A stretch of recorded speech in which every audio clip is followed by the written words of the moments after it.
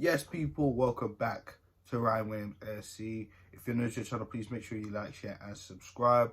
Let's talk about the game, last night's fixtures at the Hawthorn. It was Arsenal going to West Brom and picking up the 3 points. Yet again, that's 3 on the bounce for the Gunners. And what a performance that was.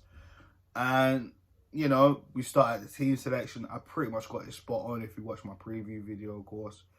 I did say I feel it's right to rest Martinelli. I feel Aubameyang, let's put him back on the side and we'll go from there. And the football was absolutely fantastic. Let's be honest. I know it's only West Brom. There's nothing to get carried away about because it's still a long, long road in this season. There's so many games to play. Still got tough fixtures to play. When you look at the end of January, going on to February, it's going to get a lot more tougher. And even after this fixture, it's a lot tougher. We got Crystal Palace, who personally haven't beaten at home in a few seasons now, you know what I mean? So that's going to be tough. And you saw how they won their game against Sheffield United yesterday in a very convincing win. But obviously we're here to talk about Arsenal. That's the team we support. That's the team we love, and that's why you're here. So, yeah, looking at the game, I mean, the goals, absolutely fantastic. Kieran Tierney, I mean, listen, I've said it before and I've said it again. He was the best transfer in that season, okay? Not Pepe, not David Luiz, not Ceballos, Kieran Tierney. I'm telling you, man, this guy has got leadership skills all over him. The rest of the fan base, a lot of the fan base, not all, not everyone, but quite a large majority are screaming for Kieran Tierney to be the Arsenal captain. That's no disrespect on Pierre-Emerick Aubameyang, but I mean Tierney he's just really embodying being a future Arsenal captain. I mean, not just because of his goals, his work rate, his determination, the way he comes out and speaks after the game. He lets it. He's just honest. Do you know what I mean? And this is what we need with our captains. And not this again. I'm not disrespecting Aubameyang, but I mean with Tierney, he leaves it all out there on the pitch, man. Whether it's been a good performance or a bad performance, he leaves it out there on the pitch. And he set the standards yesterday. And a lot of people have said it, even on the live stream. Shout out to Mr. Arsenal podcast as well. Thanks for having me on, of course. Guys, make sure you subscribe to that channel too. The snow definitely gave Kieran Tierney his powers, because if you watch the training video just before the kickoff, he was the only man out there training in his shorts. Training in short sleeve. I mean, he was in his comfort zone. That was summer for Kieran Tierney, playing in the snow. I mean, as a Scottish guy, playing in Scotland, growing up in Scotland, I mean, he's so used to those conditions. And, the goal, just the way he basically left the Aubameyang and told him, listen, play left back for 2 seconds, let me do something. He just went up the wing, he just went up the flanks, cut in, went past one defender, and literally the way he just cut in and just tucked it in the top corner with his right foot, his weaker foot, my ad. Sensational scenes for Kieran Tierney. He's definitely someone that has to be mentioned in the conversation for Arsenal captain in the future. He should be vice captain. The way that armband gets passed around is not good enough for me, especially on players who I feel should be leaving the club. But all in all, yeah, Kieran Tierney, man of the match for me, with a goal and an assist. And we'll talk about the assist in a little bit. The second goal, I loved it. For me, it's definitely, barring Tierney, it's definitely my favourite of the night. In the way we played, Bellerin to Emile Rowe, doing a 1-2 with Lacazette, and Saka making the runs. Saka's just amazing. The way he just runs, he knows where to go. Just like Emile Rowe. These players, these young hungry players, knows what it means to play for Arsenal. And they've definitely sparked up some of the senior players who have been playing absolutely poor from, probably the third game of the season up to the Chelsea game. And let's be honest, a few of them have been dropped. And, deservedly, obviously because of certain reasons. But I don't think they should get back in the side. Because this team has been actually sensational since the youngsters have come in. But it's Smith Rowe, like I said, 1-2 with Lacazette. I love the flick on from Alexander Lacazette. You can tell he's definitely got his tail up. He's definitely coming back into some type of form, man. It's been absolutely amazing from him. But Emile Smith Rowe finds Saka. Saka just taps it in. A fantastic goal if you haven't seen it. But Saka, it's definitely been the breath of fresh air of Arsenal since he's came in. This is why it was just, I would say, it maybe was more important than Aubameyang re-signing the deal, because if it had lost Aubameyang, Saka, who I felt was he's been our best player in like a season, and I'm gonna count this season. This season ain't even over yet, but I'm gonna say he's probably been our best player this season as well, barring Gabriel.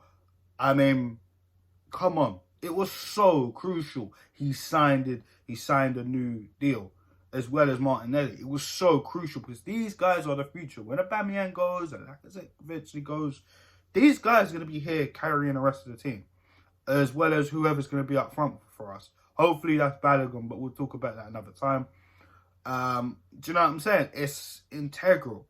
And he's been so amazing. Smith Rowe, for me, listen, he didn't really do that much, but he did all the important things. Again, like I keep saying, finding space, making the right passes, getting into those pockets and spaces, creating more space for our teammates when they're on the ball to make more decisive passes, as well as the fact that we're giving the opposition more of a headache because they're going to be getting stretched out left, right, and second. You got Lacazette moving up and down as well, Aubameyang moving. Like, this is what I'm saying. The kids are really inspiring the senior players. It's annoying because it's the senior players looking at the future, but at the same time, it impresses me so much that these kids get it. They know what we need to do. And it's annoying that the senior players seem to have forgotten about that, which means we can rely on the kids a lot more than the senior players. And what does that say to the senior players? That says a lot, guys. Let's be honest, all right? But, yeah, going forward, it was beautiful yesterday. So, you know, we end the half basically 2-0 up.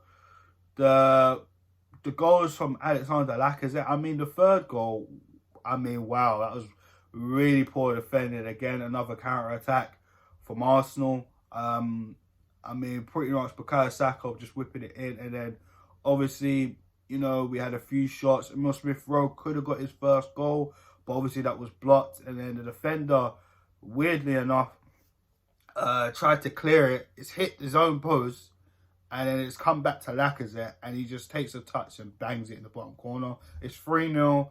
Lacazette again. I mean, he's just getting the goals. He's just been on fire since he's come back. I mean, Man City in the EFL Cup, Chelsea, the penalty, Brighton coming off the bench within 21 seconds and getting the winner. And now he just scored again. So that's 4 goals in 3 games. I mean, we were saying Lacazette shouldn't be dropped over Aubameyang and then keep Martinelli. But now Martinelli, well, we're going to have to be careful with how, you know, we utilise him. Because, again, like I said, he's just come back from injury, X, Y, and Z. You know, no one wants Willian around. But unfortunately, he came on later on in the game. And, you know, we still got the likes of Nicolas Pepe to come and play. And Reece Nelson to come back. So, for me, you know what I'm saying? And that's what we got to sort out. It's just that's the area we got to sort out. But like I said, needs to be starting. It's like we can't take him out, man. His form's going up the roof. His confidence is high now, which is good. Excuse me. A confident Lacazette is a very good Lacazette. I've said this before in the past. When you look at Lacazette's body language, you can always tell what type of game he's going to have, and it's not good enough. But if we're going to get this Lacazette, with the youngsters all running in front of him, and he's making the spaces for them, like I said, his hold-up play is so much better than Pierre-Emerick Aubameyang. He offers that much more compared to what Aubameyang could do at the end of the ball. And this is the issue. So if we can get this Lacazette, Aubameyang is going to have to be fighting for that spot to get back in the middle or rely on the wings because, I'm sorry, Lacazette right now, and then this current form, in the last couple games, he should not be dropped. It's as simple as that. do have to be cautious because, again, some of these players can be consistent and some can't be. But hopefully, Lacazette stays in this form because, again, he offers a different element in a striker and a centre forward than Pierre-Emerick Aubameyang. And I'm not disrespecting Aubameyang. Aubameyang saved our car last season, won us the FA Cup single-handedly. Let's be real. Let's be real. But it hasn't been great for Pierre-Emerick Aubameyang this season. And the fourth goal, a lovely cross from Kieran Tierney. And Lacazette just literally just taps it in. He even had to look at the linesman to make sure he was onside. The flag was down. And he didn't really celebrate that much, really. I mean, he probably couldn't believe that he was actually onside and got it in. And I mean, it's fair to do that because look how many times people have scored goals this season and it's been ruled off offside by an inch, by a toe, do you know what I'm saying? And, you know, for Lacazette, he was quite shocked. He's just banged in 2 goals. So again, that's 5 goals in 4 games for Lacazette. That's great. That's great. That's beautiful. That's beautiful from Alexander Lacazette. We need to see more from this Arsenal side. For me, everybody, barring Aubameyang and Willian when he came on, had a good game.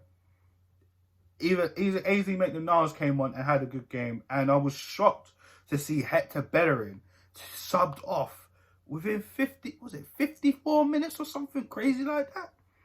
I mean, Bellerin wasn't injured at all. He just said, all right, come off now. Fair enough. Fine.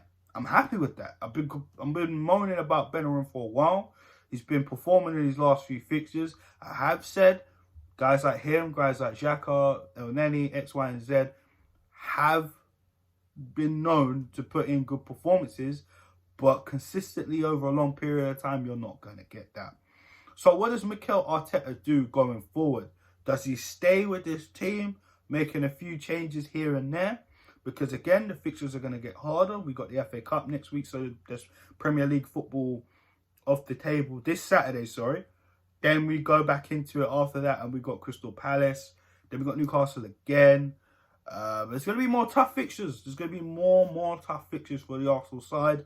This is why I'm not getting carried away. I know some people on social media have been saying, you know, we're potentially getting back into the top 4 race. I mean, if we can get a consistent run, then maybe. But again, the season's so long. Everyone's losing left, right, and centre. You don't even know. I mean, look, Man United were nowhere near the title. No one even thought they'd get near. Look at the performances they've had against Crystal Palace, their first game of the season when they lost 3-1. They've been smoked by Spurs 6-1. And right now, they're level on points with Liverpool at the top of the table. I mean, unpredictability. Chelsea. I mean, forget how much they spent.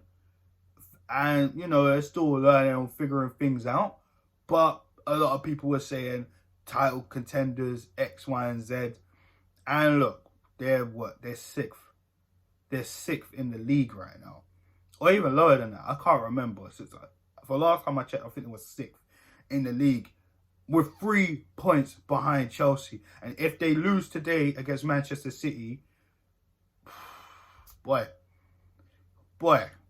And if we manage to get a win against Crystal Palace, then boy. Tottenham as well. I mean, they've been a little bit jittery, but they're up there too. Do you know what I'm saying? I mean, it's not possible, but at the same time, we need to keep focusing on winning. Arteta needs to keep doing the right things he's been doing in these last few games. The team needs to be consistent. The mentality needs to be right. And we need to sort out the transfers because the window's open now. And we need to, they said they're focusing on getting players out. Then let's focus on getting players out. But we need to bring someone in. It's as simple as that. But yeah, guys, 4-0 victory, 3 on the bounce, and let's just keep the ball rolling. And keep calm and take it one game at a time. Because again, the fixtures are going to get tough. But yeah, guys, thanks for watching this review, of course. Let me know your thoughts on man of the match. Again, for me, it has to be Kieran Tierney, Braveheart, Mr. Left Back. There's just no conversation there.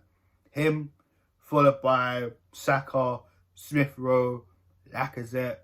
They all played well. The back line have played well. Special mentions to Pablo Moro. Rob Holder's been looking pretty decent.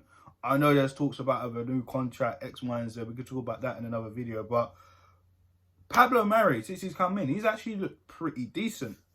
But again, these teams we've beaten, barring Chelsea, like Brighton and West Brom, you know, we should really be beating these teams. Let's be honest, guys. I mean, Brighton, we haven't beat them at their ground since 1981. Since they've come back in the top flight of football, we have not beaten them at their ground. We've done that now. West Brom, we haven't beaten them since 2014. If I'm not mistaken, the last time we played them, we drew. You know what I mean? So we haven't beaten them in quite a while at the Hawthorns, actually. And we got that done convincingly. So, again, we got Crystal Palace, like I said. It's going to be a tough fixture. They're looking pretty decent. You have to look at guys like Eze. Zaha's still got stuff to prove because, again, he was screaming for the Arsenal move and he never got it in the end. They got a couple players. I'm not sure on Jeffrey Schlupp's condition because he did have to come off at Eze. But, I mean, look, Palace, they're going to be tough. Do you know what I mean? Funny enough, the local team around here. But, you know, can we get the 3 points? That's all that matters. So we'll find out then next week when we play Crystal Palace. It's FA Cup time, so stay tuned for the preview. And on that note, guys, I'm going to sign off. Make sure you like, share, and subscribe if you like this video. And, of course, leave your comments at the comment section. Have a good weekend, guys. Peace.